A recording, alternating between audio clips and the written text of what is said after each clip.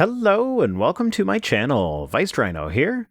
Today I'm looking at another video from David Rives Ministries. In this one, he attempts to explain why, atheists? Scientists? Anyone who accepts evolution?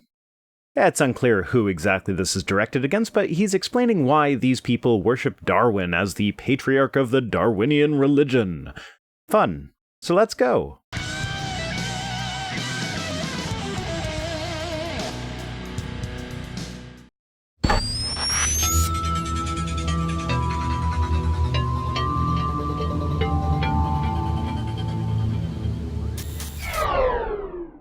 Visiting a Buddhist temple, you get a sampling of religions that hold man in high esteem. Nope. I don't know a lot about Buddhism, and it can be a very vast and complicated topic, so I'm not going to say too much on it here, but one thing I can tell you is that they do not hold man in high esteem in the way that you're implying. My understanding of Buddhism is that it is about learning to live without desire, as desire is the basis for all suffering.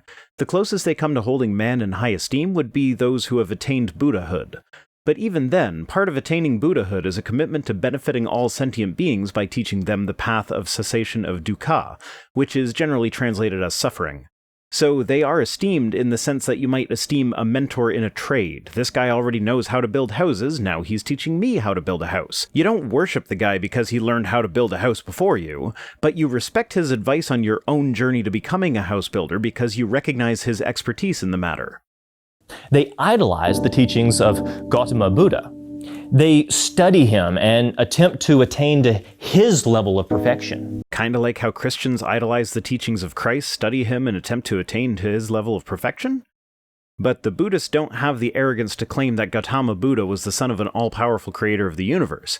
They recognize that he was human. He often pointed out his failings in his own writings and would talk about his time as an unenlightened bodhisattva, with bodhisattva being the term for someone who is on the path of Buddhahood. I think being able to recognize that the founder of their religion was a fallible human being is rather important, especially since we're comparing it to Christianity here, where most modern versions insist that Christ was perfect and was not only the Son of God, but was himself God in human form.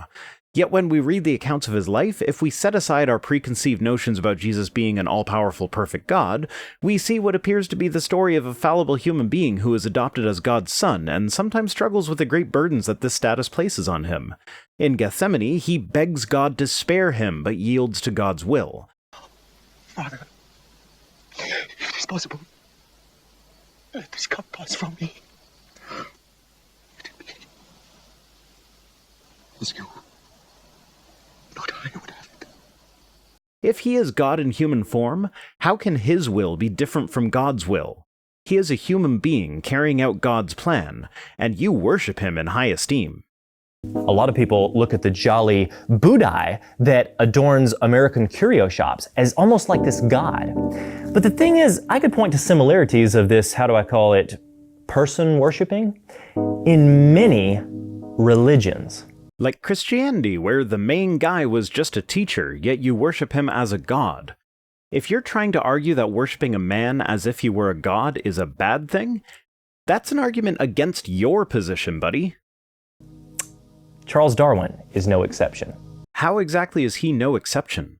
I don't know of anyone who worships Darwin. Certainly I've heard it claimed a lot, but I don't know anyone who has fundamentally changed anything about their day-to-day life because of Darwin. Certainly this is something that is at least claimed by other religions. Do any of the major world religions not claim to have a life-changing effect on its followers? That's usually the selling point of religion. You find someone who is vulnerable or down on their luck and offer them a profound change of some kind. Evolution doesn't do that. It just explains how the life we find on our planet got so diverse. There are no life changes required. You can be a hedonist and accept evolution, or you can be a prude and accept evolution. You can do drugs or stay clean. You can obey the law, or you can be a criminal. Now, whether or not you should do those things is a matter of discussion, but acceptance of the fact that evolution happened in and of itself doesn't even come into the equation anywhere. This man whose only credential was in theology is celebrated by the scientific community as a saint. First, no, he is not celebrated as a saint. Second, his only completed education might have been in theology, but the school system has changed quite a bit since Darwin's time. Most naturalists of the time were clergymen who saw it as their job to explore the wonders of God's creation, so a degree in theology would often include intensive courses in natural history. And this is not to mention the fact that he attended Edinburgh University to study medicine, which he ultimately did not continue because he found the lectures boring and didn't have the stomach for surgery. He also took courses on geology while at Edinburgh, so while he may not have had any scientific-sounding degrees, this does not mean that he was unqualified. An icon. He's set on this pedestal, almost worshipped. He is set on the same pedestal as Newton, Galileo, Einstein, Copernicus, and whatever other famous scientists are well known to the general population. He is on the pedestal of having made a significant discovery about how the world works. We don't worship Newton and the laws of motion, but we recognize that they were incredibly important to our understanding of the universe, and as such, Newton is revered despite some of his other flaws, like his belief in alchemy. Would you look at someone who uses the F equals ma equation to determine the force necessary to accelerate an object and declare them to be worshipping at the feet of Newton?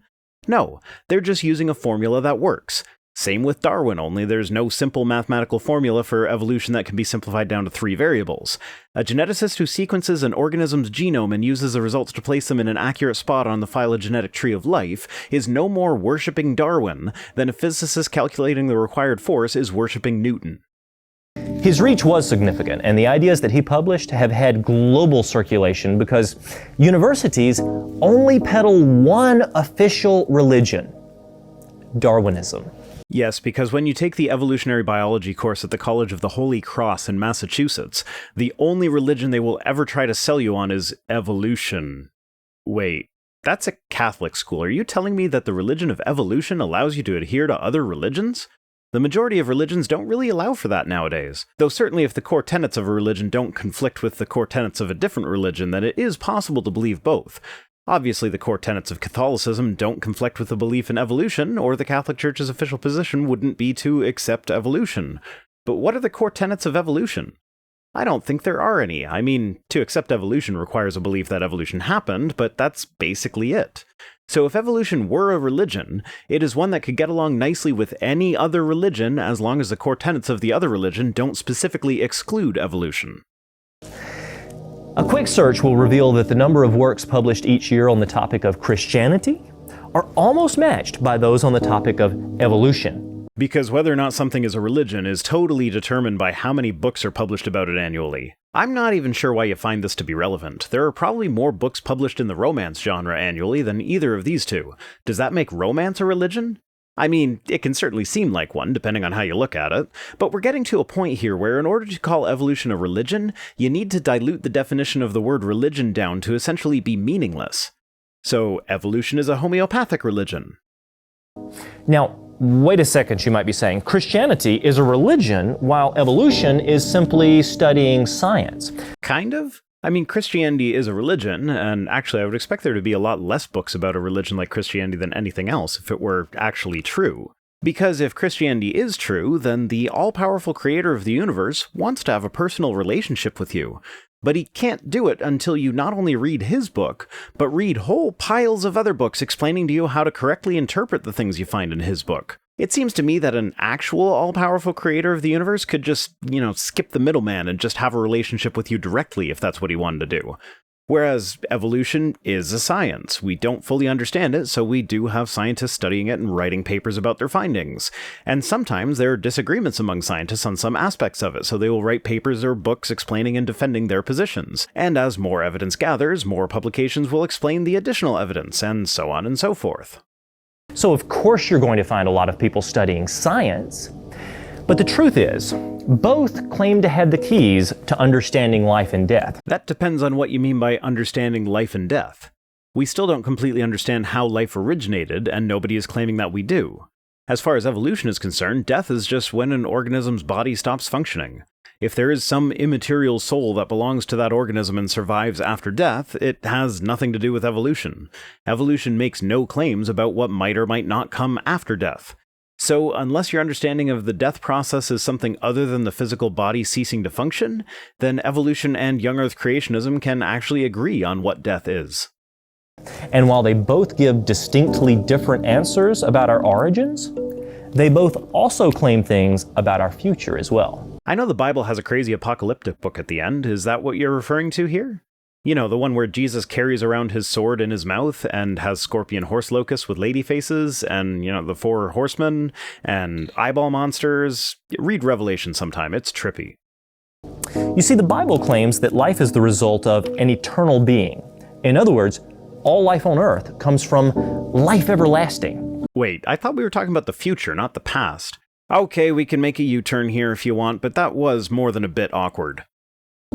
Now, this is consistent with scientific study that shows that life doesn't come from non-living matter. So wait, hold on, really? You're saying the Bible has it right scientifically because life doesn't come from non-living matter? And the Bible says that the living God created life, so that doesn't violate the principle that life doesn't come from non-life?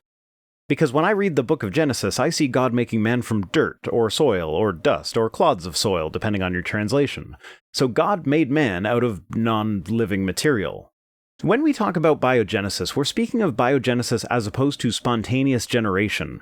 So to explain to the creationists for the gazillionth time, spontaneous generation was the idea that there is some supernatural force that keeps living things alive. And after these living things died, this life force would then leak out and produce things like maggots and mold. Fully developed complex life from nothing. Abiogenesis is the idea that life started out very simply and grew in complexity as time went on. No, we don't know exactly how this happened yet, so feel free to shove your God into that little gap in our knowledge, but we can see that the further back you go in time, the simpler the life forms become. Abiogenesis is the logical extrapolation of that trend. The Bible claims that death comes from our disobedience to our Creator and our sinful nature. The Bible is actually rather ambiguous on the topic of where death came from. The first time it mentions the topic is when God is telling Adam not to eat of the tree of knowledge, lest he die. Then he kicks Adam and Eve out of Eden, not simply for the crime of eating fruit from the tree of knowledge, but because they are now like gods, and God can't risk other godlike beings having access to the tree of life, lest they be godlike and live forever. Which to me implies that death existed before the fall, but was held at bay by eating from the tree of life. But a more important aspect of the story, to me at least, is that the tree of knowledge made humanity like gods, and the God Yahweh can't have people with knowledge like that living forever. Now what happens to a Christian after they die? Well, they believe that they will go to heaven and live forever with God. But God can't have beings with the godlike knowledge of good and evil living forever, so does he take that knowledge away from you when you die? Or is this maybe more supporting evidence for the fact that there was no concept of heaven in ancient Judaism?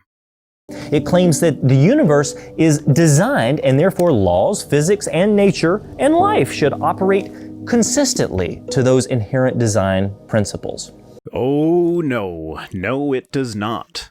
I mean, yes, it claims the universe was designed, but the entire Bible is filled with stories about how God makes the world work in miraculous ways that are contrary to these laws of nature and whatnot.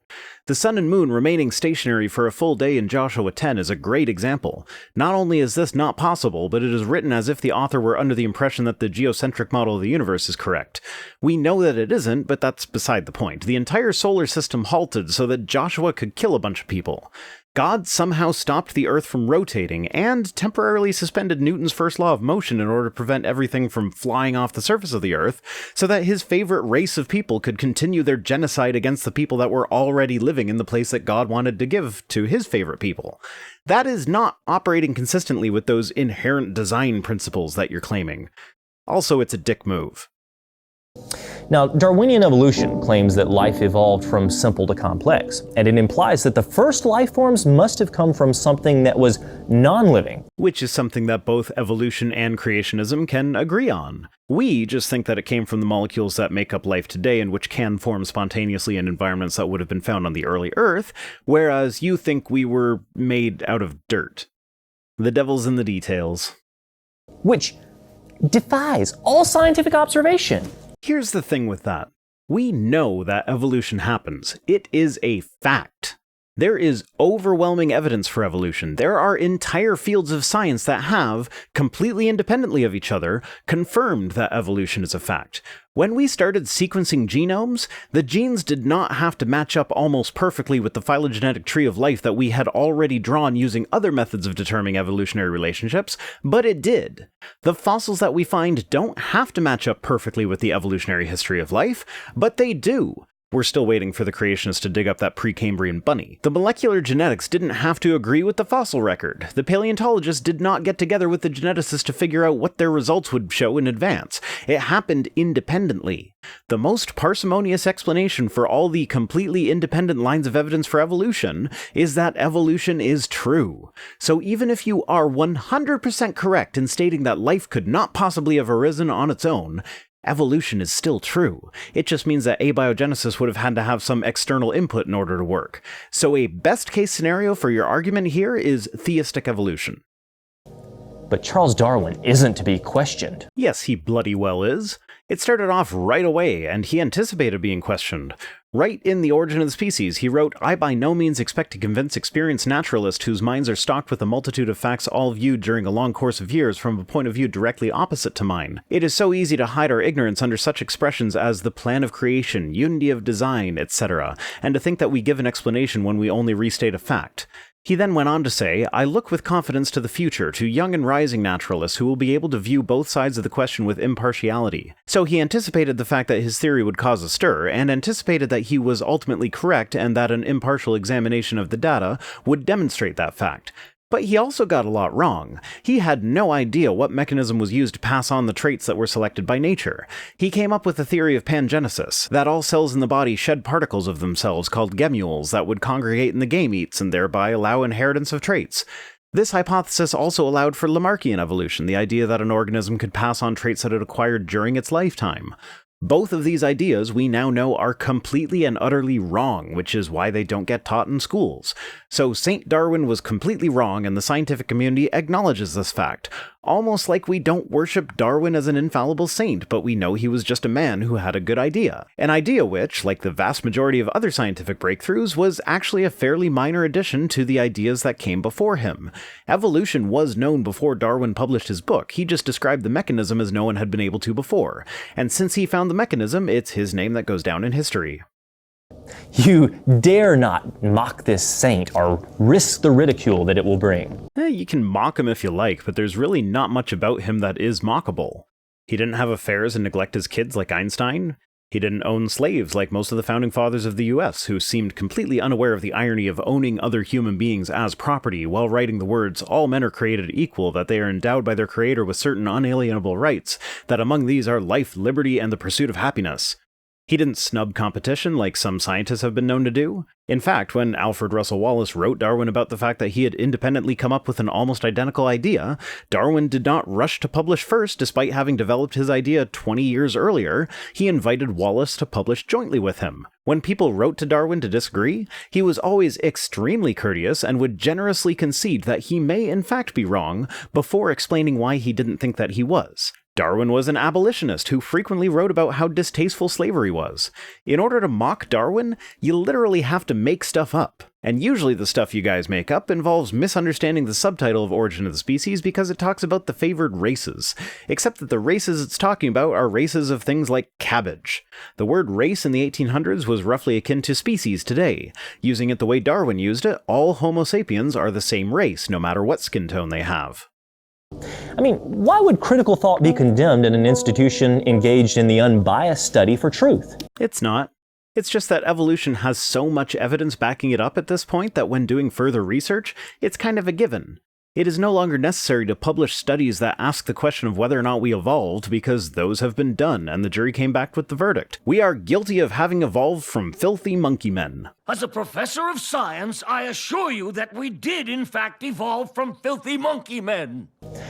But telling a biologist that you aren't convinced, or that Darwin's conclusions seemed illogical, is akin to blasphemy within the sacred halls of our colleges and universities. Not really. See, Christians tend to get really upset when non-Christians blaspheme, as if the all-powerful creator of the universe needs you to protect him from having his feelings hurt. But a biologist will probably just dismiss you as being irrelevant because they probably have more important things to do than to argue with someone who holds to a worldview that was thoroughly debunked more than a century ago. The churches of Darwinism. The religion of naturalism is forced without alternative as one by one people line up to pay homage and worship at the feet of this icon, Charles Darwin. You know, never in any biology class that I have taken did we take any time to worship Darwin. His name was barely mentioned. No songs were sung about him, nobody ever claimed he was perfect, they just taught us about evolution. They did not teach us about his theory of pangenesis. Do you know why? Because it turned out to be entirely wrong. If we were worshipping Darwin as some sort of inerrant figure, then pangenesis would have lasted at least until DNA was discovered, and then there would be much post hoc rationalization as to why pangenesis is still correct even though there is substantial evidence to the contrary. But this did not happen. Do you know why? Because science is not like a religion. We do not have to accept all the ideas that come from one guy because of some belief that this guy is infallible. We test the ideas individually and figure out which ones, if any, are actually accurate. In Darwin's case, evolution by natural selection was the accurate one, and pangenesis was not. If you want to claim that we worship Darwin, you must first explain why there is literally nobody alive today that accepts his theory of pangenesis. Is this science? Well, let's see. We rigorously test his ideas and keep the ones that don't fail the test and discard the ones that do. Yep, that's science. I don't know if that would count as worship, though. In fact, I'm fairly sure that it would not count as worship. Or is it a religious practice of worshiping a racist, misogynistic man and his antiquated 19th century ideas? Racist? Definitely not. Misogynistic? Possibly, but if so, quite a bit less than was common at the time. He did write in The Descent of Man that the chief distinction in the intellectual powers of the two sexes is shown by man's attaining to higher eminence in whatever he takes up than can women. So that definitely falls in the direction of misogynistic. Although his reasoning for this position is certainly flawed, he says that if you made two lists of the most eminent men and women in poetry, painting, sculpture, music, history, science, and philosophy, the two lists would not bear comparison. And at his time, I would actually agree with that. But that is not because the women were not capable. It's because for the vast majority of history, it was incredibly difficult for women to become eminent in any of these fields because for the most part, they simply wouldn't be allowed in. Also, a little later in that chapter of The Descent of Man, he describes his ideas about how this difference in eminence can be corrected, that boys and girls should receive an equal education during childhood, and in early adulthood, women should be trained to energy and perseverance, as those are the main qualities he thought made women less likely to become eminent in their fields. So the more you look into it, the more it seems that Darwin was not really misogynistic. He wanted women and men to be equal, he just had some mistaken ideas about why they were not equal in his day. He actually seemed quite progressive for his time. In his personal correspondences, Darwin treated women as intellectually equal. His daughter helped him edit The Descent of Man, he helped women progress their scientific careers, he expressed concern about women not wanting to study psychology just because they are women, and he relied on various women for some of his work. So yeah, he probably was at least a little bit misogynistic, but nowhere near what was culturally normal at the time. Nice of you to end on 2 ad hominem attacks, though. That's how you know your argument is sound. It'd almost be like if I were to end my video talking about how smug and arrogant you are and how you have a ridiculously punchable face. But I would never stoop to such a low level as that. That's it for this one. Today's comment of the day is a 2-for-1. Both of these are from my video from 2 weeks ago about beneficial mutations, where I mentioned the nanog gene as being good evidence for evolution. The first one is from Random Guy, who says, so we have 10 broken nanog genes. What do nanog genes do? Well, nanog genes maintain pluripotency in embryonic stem cells, which I think is smart people talk for keeping the stem cells as stem cells instead of letting them turn into other types of cells. The second comment is from Enraged Guy 24. Hey, any relation to Random Guy? Who says, 10 broken nanogs? I thought it was 11. Yes, a more careful search of the source material for the video that I used as a source shows that it is indeed 11 broken nanogs. I was thrown off by this line in the video. We call these broken genes pseudogenes. And what about those other 10? Turns out those other 10 were the 10 that weren't right beside the working copy, not the total number of pseudogenes. So that's my bad.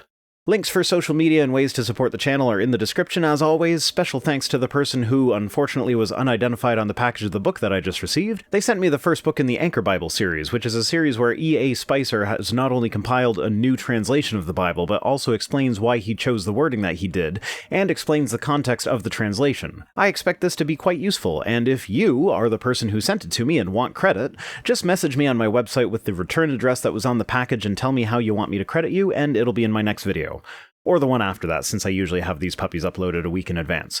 See you next time!